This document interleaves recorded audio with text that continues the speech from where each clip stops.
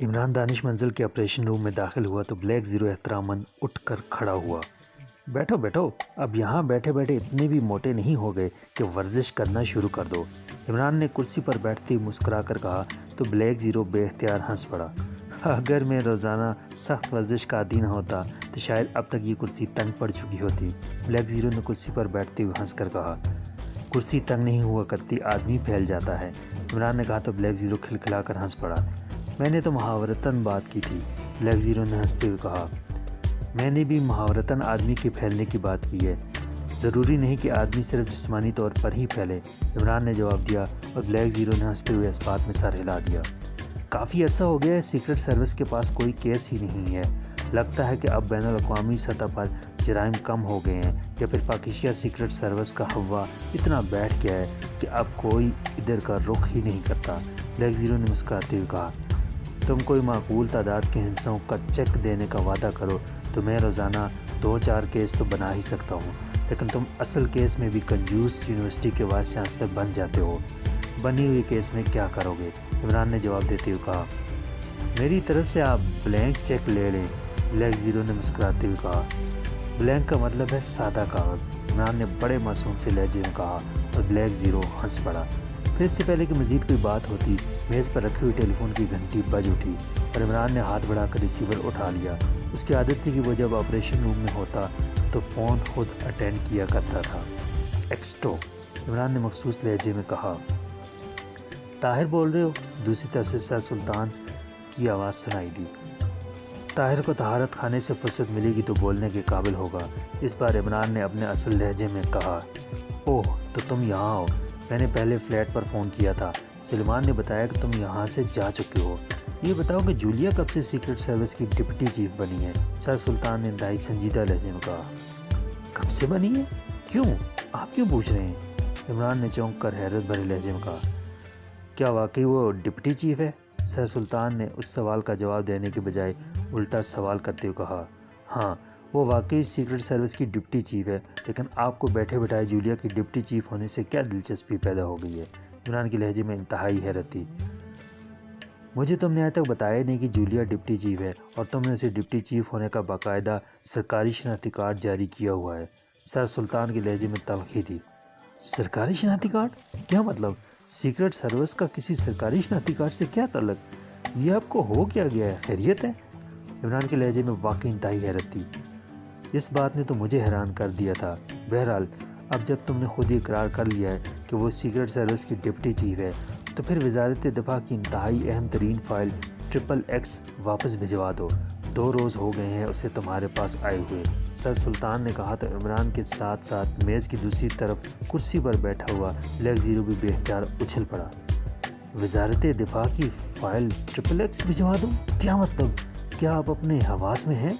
اس بار عمران کے لہجے میں تلخی آ گئی تھی۔ یہ تم کیا کہہ رہے ہو؟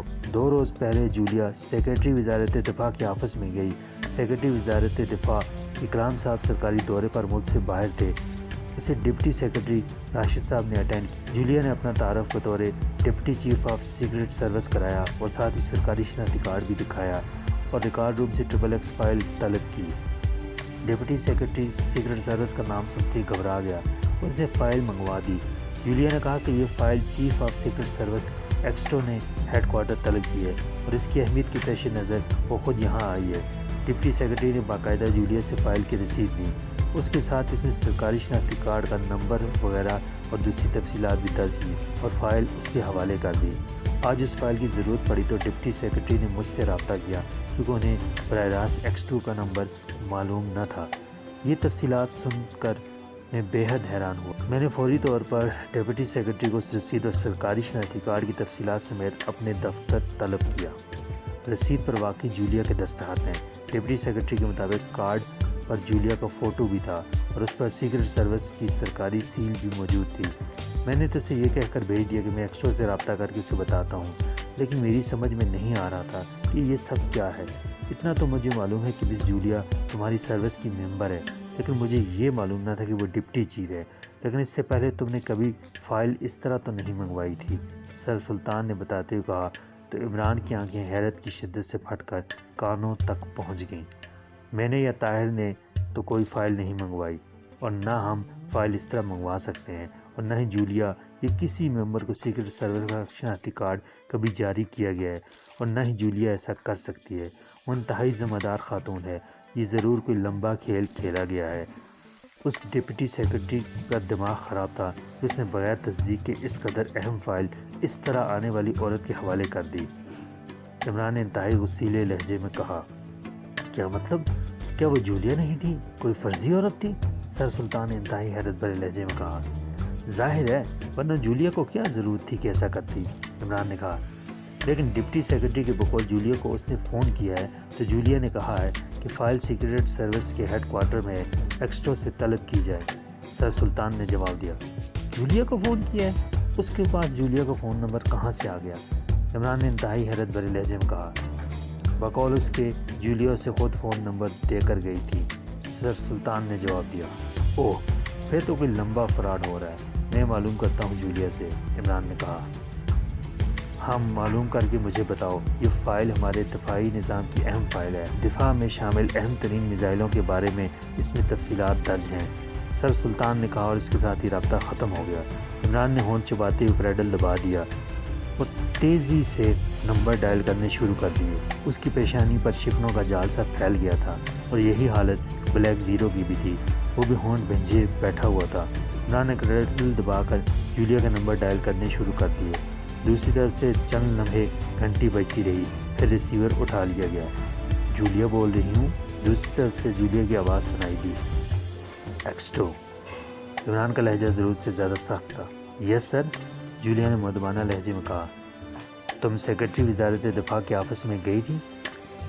عمران نے اسی طرح انتہائی سرد لہجے میں کہا، یس سر، 2 روز پہلے کی بات ہے۔ دوسری طرف سے جولیا نے جواب دیا تو عمران کو یوں محسوس ہوا جیسے اس کے ذہن پر کسی نے ایٹم بم مار دیا ہو۔ تم وہاں سے XXX فائل لے آئی تھی؟ عمران نے اسی طرح سرد لہجے میں کہا، یس سر، آپ نے خود ہی تو حکم دیا تھا۔ جولیا کے لہجے میں حیرت تھی۔ وہ فائل کہاں ہے؟ عمران نے بڑی مشکل سے اپنے آپ پر کنٹرول کرتے ہوئے کہا، آپ کے حکم پر میں نے اسے دانش منزل کے ریسیونگ باکس میں ڈال دیا تھا، لیکن آپ اس انداز میں کیوں پوچھ رہے ہیں؟ جولیا کے لہجے میں حیرت تھی، اور عمران نے جولیا کا جواب سن کر بلیک زیرو کی طرف سوالیہ نظروں سے دیکھا تو بلیک زیرو نے انکار میں سر ہلا دیا۔ تم نے وہاں ڈپٹی سیکرٹری کو اپنا سرکاری شناختی کارڈ دکھایا تھا، سیکرٹ سروس کے ڈپٹی چیف کا کارڈ؟ عمران نے کہا، یس سر، جولیا نے جواب دیا۔ وہ کارڈ کہاں ہے؟ عمران نے پوچھا۔ آپ کے حکم کے مطابق فائل کے ساتھ ریسیونگ باکس میں ڈال دیا تھا، جولیا نے جواب دیا۔ وہ کارڈ تمہیں کیسے ملا تھا؟ عمران نے چند لمحے خاموش رہنے کے بعد پوچھا۔ دانش منزل کے آؤٹ باکس سے۔ آپ نے فون کر کے کہا تھا کہ آؤٹ باکس میں کارڈ موجود ہے، میں وہ کارڈ وہاں سے لے لوں اور سیکرٹری وزارت دفاع کے دفتر جا کر یہ کارڈ دکھا کر XXX فائل حاصل کروں، اور پھر یہ کارڈ فائل سمیت دانش منزل کے ریسیونگ باکس میں ڈال دوں۔ آپ نے کہا تھا کہ اس فائل کی اہمیت ایسی ہے کہ اس کے حصول کے لیے مجھے خصوصی طور پر بھیجا جا رہا ہے، اور میں نے حکم کی تعمیل کر دی، جولیا نے بڑے مطمئن لہجے میں جواب دیتے ہوئے کہا۔ کیا حکم تمہیں فون پر دیا گیا تھا؟ عمران نے کہا، یس سر، دوسری طرف سے جواب دیا گیا۔ تم نے ڈپٹی سیکرٹری کو اپنا ذاتی فون نمبر بھی دیا تھا؟ عمران نے پوچھا۔ یس سر، وہ فائل دینے میں ہچکچا رہا تھا، چونکہ آپ کا حکم تھا کہ میں نے فائل لازماً لے کر آنی ہے، اس لیے میں نے اس کی تسلی کے لیے اسے ذاتی فون نمبر دے دیا تھا۔ ویسے اس نے باقاعدہ سرکاری رسید مجھ سے لے لی تھی اور کارڈ کی تفصیلات درج کی تھیں، اور اب سے 2 گھنٹے پہلے اس کا فون آیا تھا کہ انہیں فائل فوری چاہیے، تو میں نے اسے بتا دیا کہ فائل آپ تک پہنچا دی گئی ہے، وہ آپ سے رابطہ کریں۔ اس نے آپ کا نمبر پوچھا تو میں نے انکار کر دیا۔ اس پر وہ کہنے لگا کہ وہ ایکسٹرا سے کیسے رابطہ کریں، تو میں نے اسے بتایا کہ سر سلطان سیکرٹری وزارت خارجہ کی معرفت رابطہ ہو سکتا ہے۔ پھر اس نے فون بند کر دیا۔ لیکن سر، آپ یہ سب کچھ اس انداز میں کیوں پوچھ رہے ہیں؟ کیا کوئی گڑبڑ ہے؟ جولیا کے لہجے میں بے پناہ حیرت تھی۔ نہیں، فی الحال تو کوئی گڑبڑ نہیں، لیکن ایک اطلاع ابھی ملی تھی جس سے گڑبڑ کا امکان ہو سکتا تھا، اس لیے میں نے تم سے تفصیلات حاصل کرنی ضروری سمجھی، عمران نے کہا اور ریسیور کریڈل پر پٹخ دیا۔ اس کا چہرہ بتا رہا تھا کہ اس وقت اس کا ذہن انتہائی پریشان ہو رہا ہے۔ یہ سب کیا ہے عمران صاحب؟ میں نے نہ تو جولیا کو فون کیا، نہ فائل مجھ تک پہنچی، اور نہ میں نے اسے کارڈ بھجوایا، بلیک زیرو نے انتہائی حیرت بھرے لہجے میں کہا۔ یہی بات تو میری سمجھ میں نہیں آ رہی۔ ویسے یہ تو ہو سکتا ہے کہ کسی نے فون پر تمہاری آواز میں حکم دے دیا ہو، لیکن وہ کہہ رہی ہے کہ اس نے کارڈ دانش منزل کے آؤٹ باکس سے لیا تھا، پھر فائل اور کارڈ اس نے دانش منزل کے ریسیونگ باکس میں ڈال دیے، اور یہ بات طے ہے کہ اگر فائل ریسیونگ باکس میں ایک بار ڈال دی جائے تو اسے کسی صورت واپس نہیں نکالا جا سکتا، اور جب تک اندر سے کوئی چیز آؤٹ باکس میں نہ ڈلوائی جائے آؤٹ باکس نمودار ہی نہیں ہو سکتا اور نہ کھل سکتا ہے، عمران نے کہا۔ جولیا یقیناً جھوٹ بول رہی ہے عمران صاحب، بلیک زیرو نے ہونٹ چباتے ہوئے کہا۔ اس کا لہجہ بتا رہا تھا کہ وہ بڑی مشکل سے اپنے غصے کو کنٹرول کر رہا ہے۔ نہیں، جولیا جھوٹ نہیں بول رہی، میں جھوٹ بولنے والے کا لہجہ اچھی طرح پہچانتا ہوں، عمران نے سرد لہجے میں جواب دیتے ہوئے کہا۔ تو کیا آپ کا مطلب ہے کہ میں جھوٹ بول رہا ہوں؟ بلیک زیرو کی حالت دیکھنے والی ہو گئی تھی۔ نہیں، تم بھی جھوٹ نہیں بول رہے، یہ دراصل کوئی اور چکر ہے، اور ہمیں فوراً اس چکر کو سمجھنا پڑے گا، ورنہ سیکرٹ سروس کا یہ پورا سیٹ ہی ختم کرنا پڑ جائے گا، عمران نے کہا۔ تو بلیک زیرو کا غصے کی شدت سے مسخ ہوتا ہوا چہرہ تیزی سے نارمل ہوتا چلا گیا۔ آپ کا مطلب ہے کہ کسی نے میری آواز میں اسے حکم دیا، لیکن کسی کو یہ کیسے معلوم ہو سکتا ہے کہ وہ ڈپٹی چیف ہے؟ یہ ہمارا اپنا سیٹ اپ ہے۔ پھر شناختی کارڈ کو دانش منزل سے جولیا کا خود حاصل کرنا، اور جولیا کا یہ کہنا کہ فائل اور شناختی کارڈ اس نے دانش منزل کے ریسیونگ باکس میں ڈال دیا تھا، یہ سب متضاد باتیں بیک وقت کس طرح ممکن ہیں؟ بلیک زیرو کے لہجے میں مر جانے کی حد تک حیرت تھی۔ عمران بھی ہونٹ بھنجے خاموش بیٹھا ہوا تھا، اس کی آنکھوں میں فکر مندی کے تاثرات نمایاں تھے، اور فراخ پیشانی پر اس وقت اتنی شکنیں نمودار ہو گئی تھیں جیسے اس کی عمر ہزاروں سال کی ہو گئی ہو۔ پھر اس سے پہلے کہ مزید کوئی بات ہوتی، فون کی گھنٹی بج اٹھی، اور عمران نے ایک لمبا سانس لیتے ہوئے ہاتھ بڑھا کر ریسیور اٹھا لیا۔ X2، عمران نے سرد لہجے میں کہا۔ سلطان بول رہا ہوں، دوسری طرف سے سر سلطان کی آواز سنائی دی۔ عمران بول رہا ہوں، عمران نے انتہائی سنجیدہ لہجے میں کہا۔ تمہاری یہ سنگین سنجیدگی بتا رہی ہے کہ کوئی لمبی گڑبڑ ہو چکی ہے، دوسری طرف سے سر سلطان نے انتہائی پریشان لہجے میں کہا۔ ہاں، XXX فائل ہمارے ہاتھوں سے نکل چکی ہے، اور اس کام کے لیے ڈمی جولیا استعمال کی گئی ہے، عمران نے اسی طرح سرد لہجے میں کہا۔ Dummy Julia? یہ ڈمی جولیا کا کیا مطلب ہے؟ سر سلطان نے حیرت بھرے لہجے میں کہا۔ فائل اصل میں جولیا نے حاصل ہی نہیں کی، ڈمی جولیا نے حاصل کی ہے، عمران نے جواب دیا۔ لیکن بقول ڈپٹی سیکرٹری جولیا نے فون پر اس بات کا اقرار کیا ہے کہ اس نے فائل حاصل کر کے X2 کو پہنچا دی ہے۔ کیا ڈپٹی سیکرٹری نے غلط بیانی کی ہے؟ سر سلطان نے پھنکارتے ہوئے لہجے میں کہا۔ نہیں، اس نے غلط بیانی نہیں کی، میں نے بطور X2 جولیا سے بات کی ہے۔ جولیا کا کہنا ہے کہ X2 نے اسے بطور ڈپٹی چیف سیکرٹری وزارت دفاع سے فائل لانے کا حکم دیا، اور ساتھ ہی سرکاری شناختی کارڈ بھی دیا۔ بقول جولیا اس نے کارڈ دانش منزل کے آؤٹ باکس سے حاصل کیا، پھر جا کر اس نے فائل وصول کی، اور X2 کے حکم کے مطابق فائل اور کارڈ دانش منزل کے ریسیونگ باکس میں ڈال دیا، لیکن دراصل ایسا نہیں ہوا، عمران نے جواب دیا۔ کیا مطلب؟ کیوں ایسا نہیں ہوا؟ کیا جولیا جھوٹ بول رہی ہے؟ سر سلطان نے حیرت بھرے لہجے میں کہا۔ نہیں، وہ بھی سچ بول رہی ہے، اور بلیک زیرو بھی جو دانش منزل میں موجود تھا۔ جہاں تک میرا خیال ہے یہ سب کھیل کسی خاص اور نامعلوم طریقے سے کھیلا گیا ہے، عمران نے جواب دیا۔ لیکن ابھی تم کہہ رہے تھے کہ فائل ڈمی جولیا نے حاصل کی ہے، اب کہہ رہے ہو کہ اصل جولیا نے حاصل کی ہے، یہ سب آخر کیا ہے؟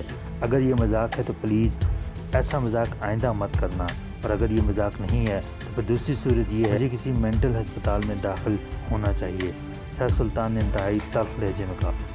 آپ کے ساتھ ساتھ مجھے اور بلیک زیرو کو بھی داخل ہونا پڑے گا، ویسے میں اس قدر خطرناک مذاق نہیں کر سکتا، ہمارے ساتھ کوئی خاص ہاتھ کیا گیا ہے۔ میں نے ڈمی جولیا کی بات اس لیے کی تھی کہ میرا خیال ہے جولیا کے ذہن کو کسی طرح کنٹرول کر کے یہ سارا کھیل کھیلا گیا ہے، اور جب کسی انسان کا ذہن کنٹرول ہو تو وہ لا محالہ اصل ہونے کے باوجود ڈمی بن جاتا ہے، عمران نے کہا۔ اب کسی حد تک تمہاری بات سمجھ میں آنے لگی ہے، لیکن اب اس فائل کا کیا ہوگا؟ سر سلطان نے کہا۔ یہ واقعہ 2 روز پہلے کا ہے، اور جس پیچیدہ انداز میں یہ کام کیا گیا ہے اس سے فی الحال تو یہی نتیجہ نکل سکتا ہے کہ فائل پاکیزہ سے باہر جا چکی ہوگی اور اسے واپس لانا پڑے گا، لیکن پہلے آپ وزارت دفاع سے یہ معلوم کر کے بتائیں کہ اگر فائل ہمارے کسی دشمن کے پاس پہنچ گئی ہو تو اس سے ہمارے دفاعی نظام پر کیا اثرات ہوں گے، اور فوری طور پر ان اثرات سے نمٹنے کے لیے کس قسم کے اقدامات کیے جا سکتے ہیں، عمران نے کہا۔ اب اس کی پیشانی پر ابھرنے والی شکنوں میں خاصی کمی واقع ہو گئی تھی۔ شاید ایسا اس لیے ہوا تھا کہ فوری طور پر کسی نتیجے پر پہنچ گیا تھا۔ اب یہ دوسری بات ہے کہ بعد میں اس کا یہ خیال غلط ثابت ہو جاتا، لیکن فوری طور پر اس کے ذہن پر موجود دباؤ کسی حد تک ختم ہو گیا تھا۔ ٹھیک ہے، میں معلوم کرتا ہوں، دوسری طرف سے سر سلطان نے کہا تو عمران نے ریسیور رکھ دیا۔ ذہن کو کنٹرول کرنے سے آپ کا مقصد ہپناٹزم کا عمل ہے؟ بلیک زیرو نے کہا۔ ہونا تو ایسا ہی چاہیے، لیکن جولیا کا لہجہ بتا رہا تھا کہ وہ ٹرانس میں نہیں ہے۔ جو آدمی کسی ہپناٹسٹ کی ٹرانس میں ہو اس کا لہجہ بدل جاتا ہے، عمران نے کہا۔ لیکن فائل تو انہوں نے حاصل کر لی، اس لیے ٹرانس بھی ختم کر دیا گیا ہوگا، بلیک زیرو نے کہا۔ ہاں، لیکن ایسی صورت میں دو صورتیں ہوتی ہیں، یا تو جولیا کو سرے سے کچھ یاد ہی نہ ہوتا، یا اگر اس کے ذہن کو ان باتوں کے بارے میں سجیشن دی گئی ہوتی تو جولیا جب یہ باتیں کرتی تو لا محالہ اس کے لہجے میں لاشعوری کیفیت جھلک اٹھتی۔ عمران نے جواب دیا، یہ اپنے کنٹرول کی بات کس لیے کی ہے؟ بلیک زیرو نے کہا۔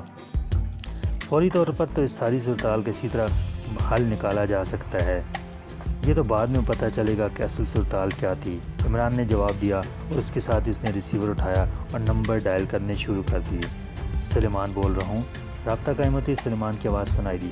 عمران بول رہا ہوں، عمران نے انتہائی سنجیدہ لہجے میں کہا۔ جی صاحب؟ سلیمان نے چونک کر پوچھا۔ کئی روز پہلے جب سفتر میرے فلیٹ پر آیا تھا اور جولیا کے غائب ہو جانے کی بات ہو رہی تھی تو تم نے بتایا تھا کہ جولیا کو تم نے کسی غیر ملکی کے ساتھ سرخ رنگ کی کار میں دیکھا تھا، تمہیں یاد ہے نا؟ عمران نے کہا تو بلیک زیرو چونک پڑا۔ جی ہاں، اچھی طرح یاد ہے، سلیمان نے جواب دیا۔ کیا اس کار کی کمپنی، ماڈل، اس کا نمبر وغیرہ تمہیں یاد ہے؟ عمران نے پوچھا۔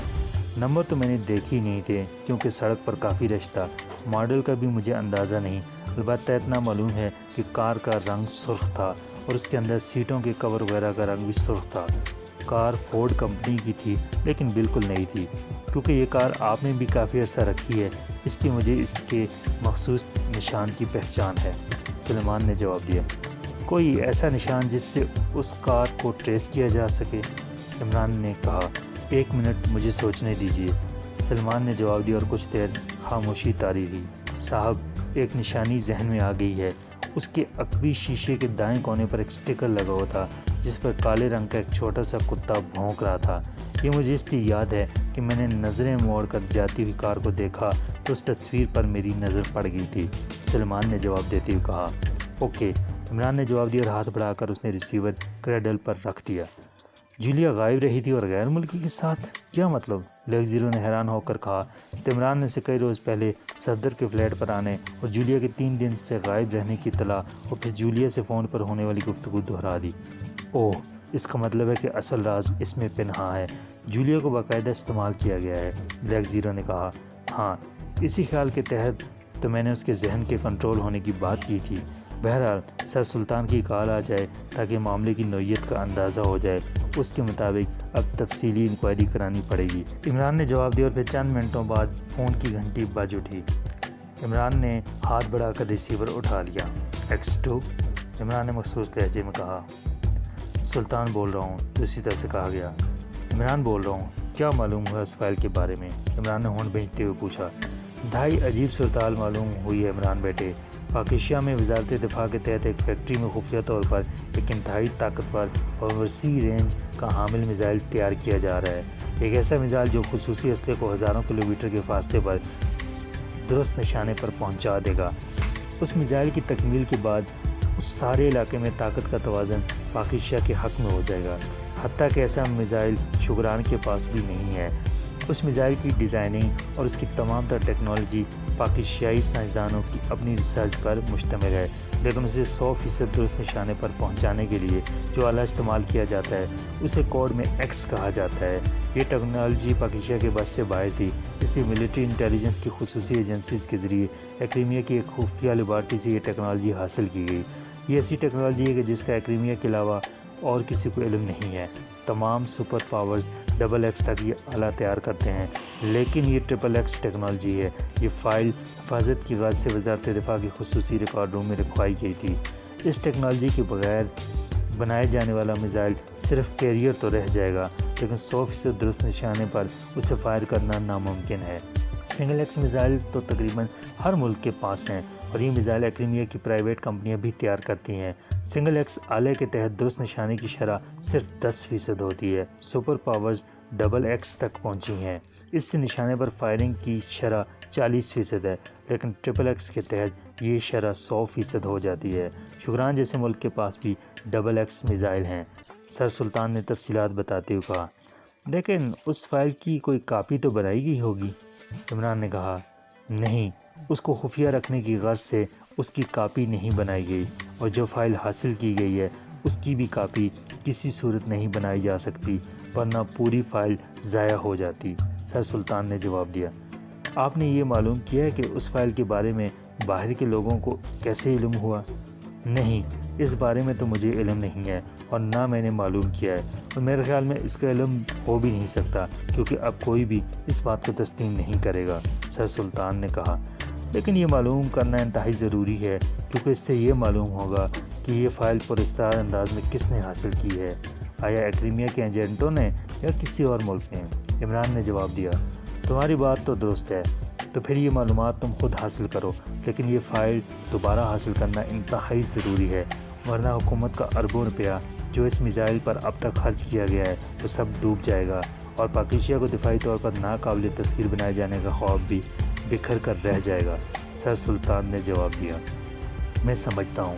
عمران نے جواب دیا، صدر مملکت کے نوٹس میں یہ بات لائی جا چکی ہے، اس لیے یہ کیس تم نے مکمل کرنا ہے۔ سر سلطان نے کہا، اور عمران کے اوکے کہنے پر دوسری طرف سے رابطہ ختم ہو گیا، اور عمران نے ہاتھ بڑھا کر کریڈل دبایا اور پھر تیزی سے نمبر ڈائل کرنے شروع کر دی۔ صفدر اسپیکنگ۔ رابطہ قائم ہوتی دوسری طرف سے صفدر کی آواز سنائی دی، X2۔ عمران نے مخصوص لہجے میں کہا، یس سر۔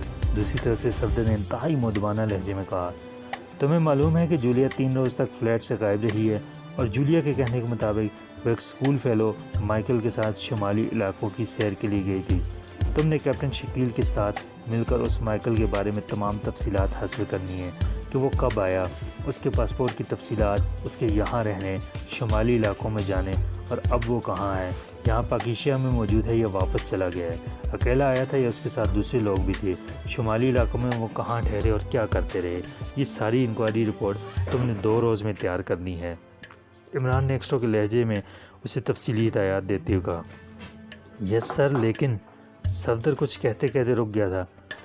جولیا کو اس بارے میں کچھ بتانے یا اس سے پوچھنے کی ضرورت نہیں، تمام انکوائری بالا ہونی چاہیے، یہ رپورٹ کانفیڈینشیل ریکارڈ کے لیے تیار کرائی جا رہی ہے۔ عمران نے صفدر کا مطلب سمجھتے ہوئے کہا، یس سر، میں سمجھ گیا سر۔ دوسری طرف سے صفدر نے جواب دیا، اور عمران نے ریسیور رکھ کر ایک طرف پڑے ہوئے ٹرانسمیٹر کی طرف ہاتھ بڑھایا اور اس پر ٹائیگر کی فریکوینسی ایڈجسٹ کر کے اس کا بٹن دبا دیا اور ٹائیگر کو کال کرنا شروع کر دی۔ ٹائیگر بول رہا ہوں، اوور۔ چند لمحوں بعد ٹائیگر کی آواز سنائی دی، عمران بول رہا ہوں، اوور۔ عمران نے انتہائی سنجیدہ لہجے میں کہا، یس سر، اوور۔ ٹائیگر نے مؤدبانہ لہجے میں کہا، فورڈ کمپنی کی جدید ماڈل کی سرخ رنگ کی کار کو تلاش کرنا ہے، جس کے عقبی شیشے کے کونے میں ایک سٹکر لگا ہوا ہے جس پر ایک کالے رنگ کا کتا بھونک رہا ہے۔ یہ کار پچھلے دنوں ایک سوئس نژاد غیر ملکی مائیکل کے استعمال میں رہی ہے، اوور۔ عمران نے کہا، یس سر، اوور۔ دوسری طرف سے ٹائیگر نے کہا، جس قدر جلد ہو سکے اسے تلاش کر کے مجھے رپورٹ دو، اوور اینڈ آل۔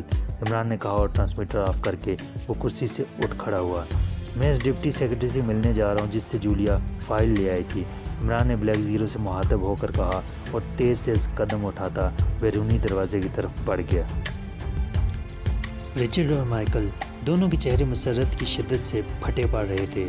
رچرڈ کے ہاتھ میں فائل تھی جس پر سرخ رنگ کے 3 ایکس بنے ہوئے تھے۔ وہ بار بار فائل کو کھول کر اس طرح دیکھتا جیسے فائل کے اندر پوری دنیا کی دولت بند ہو۔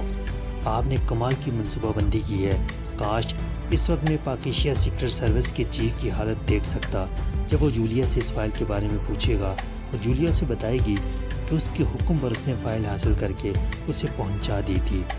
مائیکل نے مسرت بھرے لہجے میں کہا، ہاں، لیکن میرا خیال ہے کہ فوری طور پر شاید انہیں اطلاع نہ ہو سکے، کیونکہ یہ فائل اگر انہیں فوری طور پر چاہیے ہوتی تو یہ اسے ریکارڈ روم میں نہ رکھتے، کیونکہ ریکارڈ روم میں وہ فائلیں رکھی جاتی ہیں جن کی فوری ضرورت نہیں ہوتی۔ رچرڈ نے جواب دیا اور مائیکل نے اس بات میں سر ہلا دیا۔ ڈاکٹر واٹسن نے کمال کر دیا ہے، جولیا کے ذہن کو اس طرح کنٹرول کیا ہے کہ جولیا بالکل یہی سمجھتی رہی کہ وہ ایکسٹرو کے حکم پر یہ سب کچھ کر رہی ہے۔ رچرڈ نے کہا، اور آپ نے بھی تو سرکاری شناختی کارڈ بنوانے اور دانش منزل کے پیچیدہ نظام کو اس کوٹھی میں نصب کرنے میں کمال کر دیا ہے کہ اب جولیا حلف اٹھا سکتی ہے کہ اس نے دانش منزل سے ہی کارڈ حاصل کیا اور دانش منزل میں ہی فائل پہنچا دی۔ مائیکل نے جواب دیا، ایسا کرنا ضروری تھا، ورنہ ڈاکٹر واٹسن کی خفیہ مشین لامحالہ سامنے آ جاتی، اور یہ بات ڈاکٹر واٹسن کے لیے ناقابل برداشت تھی۔ وہ اس معاہدے پر ہمارے ساتھ اس شرط پر شریک ہوا تھا کہ اس کی مشین کسی طرح بھی آؤٹ نہیں ہونی چاہیے۔ ویسے اگر دیکھا جائے تو اس مشن میں بنیادی کردار میرا رہا ہے۔ اگر میری اتفاق سے جولیا سے ملاقات نہ ہو جاتی اور میں اس سے یہ بات نہ اگلوا لیتا کہ اس کا تعلق سیکرٹ سروس سے ہے تو آپ کے لیے یہ فائل حاصل کرنا بہت مشکل ہو جاتا۔ مائیکل نے مسکراتے ہوئے کہا تو رچرڈ بے اختیار ہنس پڑا۔ ایسی بھی کوئی بات نہیں مائیکل، پھر بھی کام تو بہرحال کرنا تھا۔ صرف اتنا تھا کہ جولیا کی بجائے وزارت دفاع کا کوئی اہم افسر ڈاکٹر واٹسن کا معمول بن جاتا۔ رچرڈ نے کہا، اور پھر اس سے پہلے کہ مزید کوئی بات ہوتی فون کی گھنٹی بج اٹھی اور رچرڈ نے ہاتھ بڑھا کر ریسیور اٹھا لیا۔ رچرڈ بول رہا ہوں، رچرڈ نے اسپاٹ لہجے میں کہا۔ راجر بول رہا ہوں، تمہارا فون آیا تھا کہ تم فوری طور پر بات کرنا چاہتے ہو۔ میں ایک اہم میٹنگ کے لیے گیا ہوا تھا۔ کیا بات ہے؟ راجر نے کہا۔ کامیابی کی اطلاع دینی تھی، رچرڈ نے مسکراتے ہوئے کہا۔ اوہ، کیا مطلب؟ کیا تم نے مشن مکمل کر لیا ہے؟ دوسری طرف سے انتہائی حیرت اور مسرت بھرے لہجے میں کہا گیا۔ یس باس، اور مکمل بھی ایسے بے داغ طریقے سے کیا ہے کہ کسی کو کانوں کان خبر بھی نہیں ہو سکے گی، رچرڈ نے جواب دیا۔ یہ تو تمہارا خاصہ ہے کہ تم ایسی منصوبہ بندی کرتی ہوگے جس میں کوئی جھول نہیں ہوتا۔ بہرحال تفصیلات فون پر پوچھنا ٹھیک نہیں۔ تم ایسا کرو کہ مشن ورک کو فوری طور پر دارالحکومت کے مشہور سی ویو ہوٹل کے مینیجر فوسٹر کو پہنچا دو اور پھر اطمینان سے واپس آ جاؤ۔ راجر نے کہا۔ فوسٹر؟ وہ کون ہے؟ رچرڈ نے حیرت بھرے لہجے میں پوچھا۔ وہ پارٹی کا خاص آدمی ہے، وہ خود ہی پارٹی تک اسے پہنچا دے گا، ہماری ذمہ داری ختم ہو جائے گی، راجر نے کہا۔ لیکن اس سے کیا کہنا ہے اور اس بات کا ثبوت کیسے حاصل کیا جائے گا کہ مشن ورک اس تک پہنچ گیا ہے؟ رچرڈ نے ہونٹ چباتے ہوئے پوچھا۔ تم نے اب سے 1 گھنٹے بعد فوسٹر سے اس کے ہوٹل آفس میں جا کر ملاقات کرنی ہے۔ تم نے جا کر اسے کہنا ہے کہ تم سیاح ہو لیکن تمہاری جیب کٹ گئی ہے اور تم چاہتے ہو کہ گریٹ لینڈ سے اس کے توسط سے بینک سے اپنی رقم منگواؤں اور اس دوران وہ تمہیں رقم ادھار دے دے۔ بنیادی بات یہی ہوگی، انداز جو تمہاری مرضی ہے اختیار کر دینا۔ وہ رقم پوچھے گا تو تم نے اسے $10,000 کہنا ہے، ساتھ ہی اپنا نام بتا دینا۔ اگر مائیکل ساتھ جائے تو اس کے تعارف کی ضرورت نہیں۔ وہ ضمانت مانگے گا، تم ضمانت میں مشن ورک اسے دے دینا۔ جب وہ مطمئن ہو جائے تو تمہیں $10,000 کے نوٹ دے گا، جن میں سے ایک نوٹ کا نمبر ہیڈ کوارٹر کے فون نمبر پر مشتمل ہوگا۔ بس یہی رسید ہوگی، تم واپس چلے آنا اور ہماری ذمہ داری ختم ہو جائے گی۔ میں ابھی پارٹی سے رابطہ کر کے انہیں بریف کر دیتا ہوں، وہ فوسٹر سے بات کر لے گی، راجر نے کہا۔ باس، کیا یہ ضروری ہے کہ مشن ورک یہیں پارٹی کے حوالے کیا جائے؟ ہم اپنے ہیڈ کوارٹر میں بھی تو ہینڈ اوور کر سکتے ہیں، رچرڈ نے کہا۔ نہیں، ایسا کرنا ضروری ہے۔ میں اس معاملے میں مزید کسی قسم کی کوئی ذمہ داری قبول نہیں کر سکتا اور میری پارٹی سے یہی شرط طے ہوئی تھی، راجر نے جواب دیا۔ اوکے ٹھیک ہے، میں اور مائیکل 1 گھنٹے بعد سی ویو پہنچ جائیں گے، رچرڈ نے کہا، اور دوسری طرف سے رابطہ ختم ہو جانے پر اس نے ریسیور رکھ دیا۔ یہ تو اور بھی اچھا ہے رچرڈ کہ اس قدر اہم پرابلم سے ہم یہیں فارغ ہو جائیں گے، مائیکل نے کہا۔ ہاں ہے تو ایسا، لیکن نہ جانے کیا بات ہے، مجھے محسوس ہو رہا ہے کہ جیسے ہم کسی انجانے خطرے کی طرف بڑھ رہے ہوں، رچرڈ نے کہا۔ ارے نہیں، اب کیا خطرہ، مائیکل نے جواب دیا اور رچرڈ نے اس بات میں سر ہلا دیا۔ پھر 1 گھنٹہ گزرنے کے بعد رچرڈ اور مائیکل دونوں سی ویو کے لیے روانہ ہو گئے۔ سرخ رنگ کی نئی فورڈ کار مائیکل نے یہاں کرائے پر کار دینے والی کمپنی سے حاصل کی تھی۔ فورڈ کمپنی کا یہ ماڈل مائیکل کو ذاتی طور پر بے حد پسند تھا اور اس کے پاس ذاتی طور پر بھی یہی گاڑی تھی، اس لیے اس نے یہاں بھی اس گاڑی کا انتخاب کیا تھا۔ تھوڑی دیر بعد کار 8 منزلہ شاندار سی ویو ہوٹل کی پارکنگ میں پہنچ گئی۔ رچرڈ اور مائیکل نیچے اترے اور پھر ہوٹل کے مین گیٹ کی طرف بڑھ گئے۔ ہوٹل ہال آدھے سے زیادہ بھرا ہوا تھا، لیکن وہاں بیٹھے ہوئے افراد کا تعلق انتہائی اعلیٰ سوسائٹی سے تھا۔ ہوٹل کا معیار بھی بے حد اعلیٰ نظر آ رہا تھا۔ رچرڈ کاؤنٹر کی طرف بڑھ گیا جہاں 2 غیر ملکی لڑکیاں موجود تھیں۔ مینیجر فوسٹر صاحب سے ملنا ہے، میرا نام رچرڈ ہے۔ رچرڈ نے کاؤنٹر پر پہنچ کر بڑے باوقار لہجے میں ایک لڑکی سے کہا۔ مینیجر صاحب اس وقت اپنے خصوصی دفتر میں ہیں، بہرحال آپ مل لیں، وہ فارغ ہی ہیں، لڑکی نے کہا، اور اس کے ساتھ ہی اس نے ایک طرف کھڑے ہوئے باوردی سپروائزر کو اشارے سے بلایا۔ یس مس، سپروائزر نے قریب آ کر مؤدبانہ لہجے میں کہا۔ انہیں مینیجر صاحب کے خصوصی آفس پہنچا دو، لڑکی نے سپروائزر سے مخاطب ہو کر کہا۔ آئیے سر، سپروائزر نے سر جھکاتے ہوئے کہا اور بائیں ہاتھ کی طرف مڑ گیا۔ مینیجر فوسٹر کا یہ خصوصی آفس ہوٹل کے نیچے بنے ہوئے تہخانوں میں سے ایک کے اندر تھا۔ دفتر انتہائی شاندار انداز میں سجایا ہوا تھا، کمرہ ساؤنڈ پروف تھا۔ فوسٹر و دیر عمر کا آدمی تھا، قومیت کے لحاظ سے وہ گریٹ لینڈ کا باشندہ لگتا تھا، خاصا خوش شکل اور سمارٹ آدمی تھا۔ وہ دفتر میں اکیلا تھا، اس نے بڑی گرمجوشی سے رچرڈ اور مائیکل کا استقبال کیا۔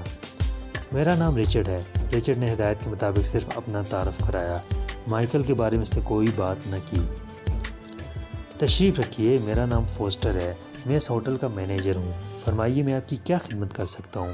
فوسٹر نے کاروباری لہجے میں کہا۔ میں سیاح ہوں، یہاں آئے ہوئے چند روز ہو گئے ہیں، آج بازار سے گزر رہا تھا کہ میری جیب کٹ گئی، اس طرح اب یہاں میرے پاس $1 بھی نہیں رہا۔ میرا بینک اکاؤنٹ گریٹ لینڈ میں ہے، میں چاہتا ہوں کہ آپ کے توسط سے وہاں سے کچھ رقم منگوا لوں، اور جب تک رقم آئے آپ مجھے رقم ادھار دے دیں، رچرڈ نے ہدایت کے مطابق بات کرتے ہوئے کہا۔ گریٹ لینڈ سے رقم منگوانے میں تو خاصی پیچیدگیاں ہوں گی، آپ کو کتنی رقم چاہیے؟ فوسٹر نے کاروباری انداز میں پوچھا۔ زیادہ نہیں، صرف $10,000، رچرڈ نے جواب دیا۔ اگر یہ رقم میں آپ کو دے دوں تو جب تک آپ کی رقم نہ آئے گی میرے پاس اس کی واپسی کی کیا ضمانت ہوگی؟ فوسٹر نے بڑے کاروباری لہجے میں کہا۔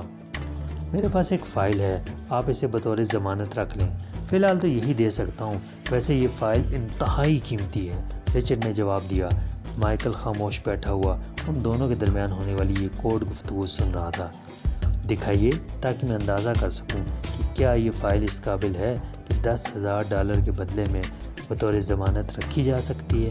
فوسٹر نے کہا تو رچرڈ نے کوٹ کے اندرونی جیب سے طے شدہ فائل نکال کر فوسٹر کی طرف بڑھا دی۔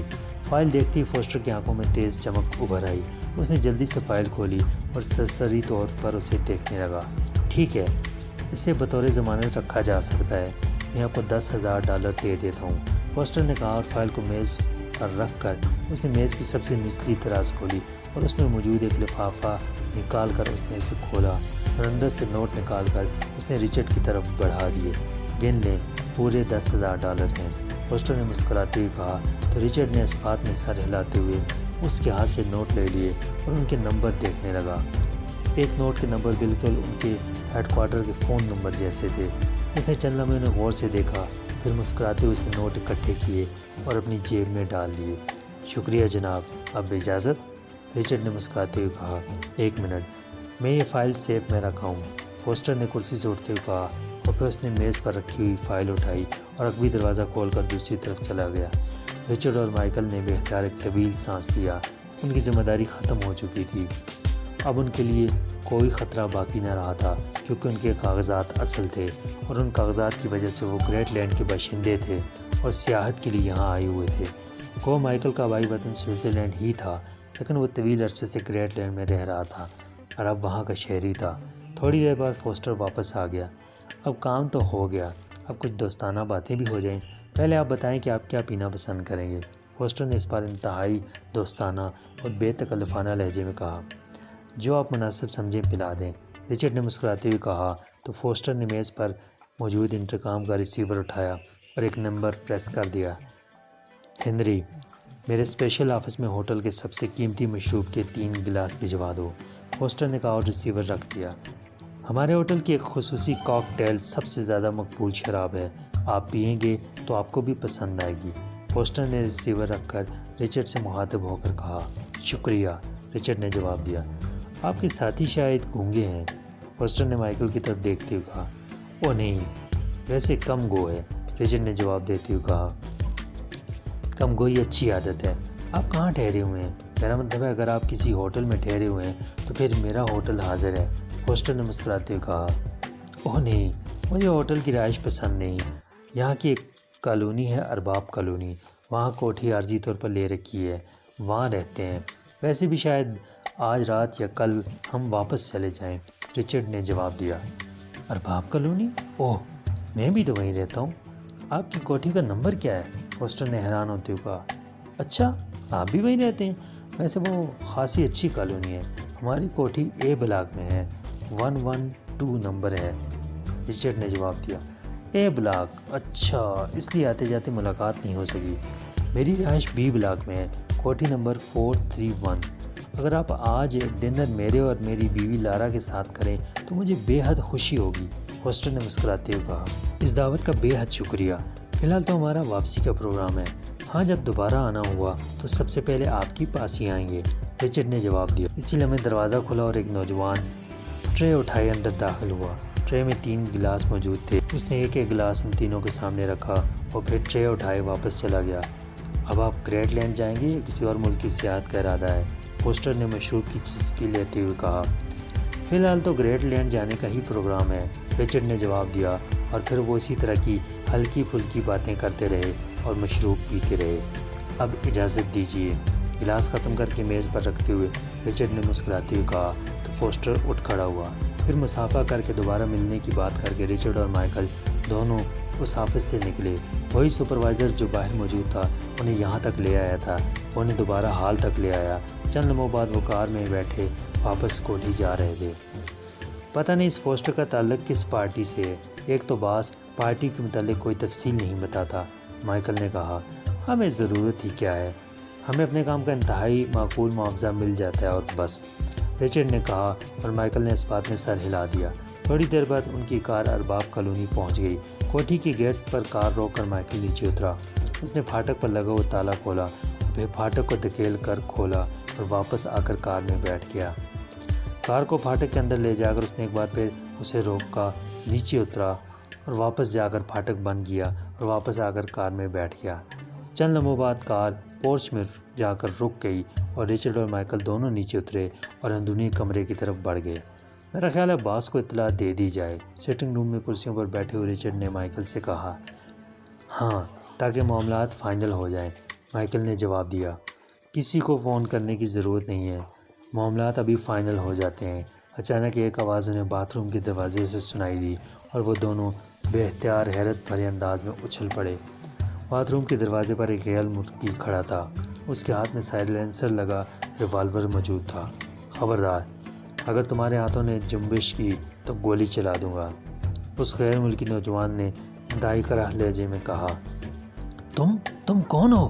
رچرڈ نے ہونٹ بھیجتے ہوئے کہا، اس کا جیب کی طرف جاتا ہوا ہاتھ ساکت ہو گیا تھا۔ میرا تعلق اسی پارٹی سے جس پارٹی سے تم ابھی مل کر آ رہے ہو۔ ہمارا اصول ہے کہ ہم اپنے تک پہنچنے والے ہر کلیو کو ختم کر دیتے ہیں۔ چونکہ تم فوسٹر سے مل چکی ہو اس لیے اب تمہاری موت ضروری ہے۔ ویسے بتا دوں کہ جو آدمی تمہیں ملا تھا وہ ہوٹل کا اصل مینیجر فوسٹر نہیں تھا، اس کا دفتر تو اوپر ہے، وہ بیچارہ تو اپنے دفتر میں بیٹھا ہوٹل کے معاملات سے نمٹ رہا ہوگا، اس آدمی نے کہا۔ اسی لمحے اچانک مائیکل نے اس آدمی پر چھلانگ لگا دی اور مائیکل کو چھلانگ لگاتے دیکھ کر رچرڈ نے بجلی کی سی تیزی سے ریوالور نکالنے کے لیے ہاتھ جیب میں ڈالا، لیکن دوسرے لمحے اس کے کانوں میں مائیکل کی کربناک چیخ سنائی دی اور اس کے ساتھ ہی اسے یوں محسوس ہوا جیسے کوئی گرم دہکتی ہوئی سلاخ اس کے سینے میں گھس گئی ہو۔ اس کے منہ سے بے اختیار چیخ نکلی اور وہ اچھل کر پشت کے بل زمین پر گرا۔ اسی لمحے اسے دوسری سلاخ اپنے سینے میں گھستی ہوئی محسوس ہوئی اور پھر اس کا سانس جیسے گلے میں اٹک گیا۔ اس نے اپنے آپ کو جھٹکا دے کر سانس باہر نکالنے کی کوشش کی، لیکن اس کے ذہن پر تیزی سے سیاہ چادر پھیلتی گئی اور اس کے ساتھ ہی اس کے تمام احساسات جیسے فنا ہو گئے۔